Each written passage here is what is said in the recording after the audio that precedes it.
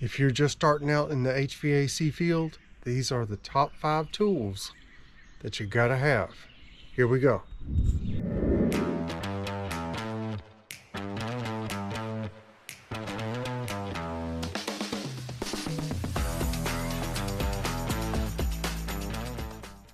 Okay guys, I'm going to start out with number 5 and work my way up to number 1. Number 5, the thing that you need starting out is a tool bag. When I first started out, I didn't have a good tool bag. I had a cheap little thing that I bought from like Home Depot, and it wore out quickly. I mean, you can even use a bucket if you need to, but a quality tool bag is worth the money because it'll last and you're definitely going to use it every day. Number 4 is a set of gauges.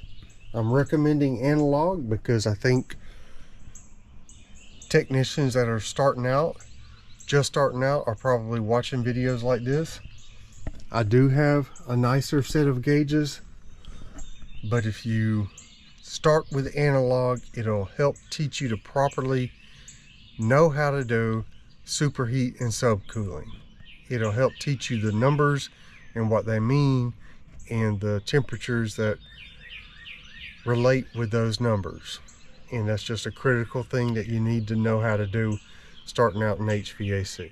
Number 3 is an impact. I recommend an impact, and starting out in a really good battery platform, I would say like Makita, DeWalt, or Milwaukee, something that has lots of tools and you're not going to be wasting your money on a battery platform that's just going to let you down in future years. I've been using the same battery platform for 15 years now, and if you invest in something like Milwaukee or DeWalt, that's the same thing. You're going to have lots of tools to choose from and you're going to thank yourself down the road. So do a little research on those and maybe look at what's widely available in your area and make a choice from some of the good top of the line tools. You're going to want to invest in pro grade tools like that. Okay, near the top of that list at number 2 is a quality meter. If you're just starting out in the trades, you're going to want one that reads temperature as well, because you're probably not going to have the apps and stuff that read temperature with pipe clamps or just reading temperature at the registers and stuff like that. You're going to want one that reads temperature so you can read temp drop from the return at the registers, or even strap it to a pipe to read the pipe temperature. But a quality meter is well worth having.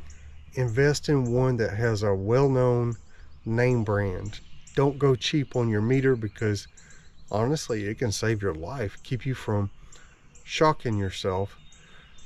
And some people do die from getting shocked by 120 volts. So please invest in a good meter. And number 1 at the top of my list is a smartphone. A smartphone is something you've got to have nowadays. You need it to look up manuals and PDFs on the equipment that you're working on, and you need it because of the apps that are crucial to helping, especially a beginning technician. There are apps like Blue On that truly help, and that app is getting better as time goes on. And there are other apps that work with the tools that you buy, and eventually you can start adding, some of the sensors that work with apps, or psychrometers or pipe clamps and pressure sensors. All of that you can add over time, but having a smartphone and being able to look up the manuals on the equipment you're working on is really the number 1 tool that technicians today need to have. I hope this was helpful.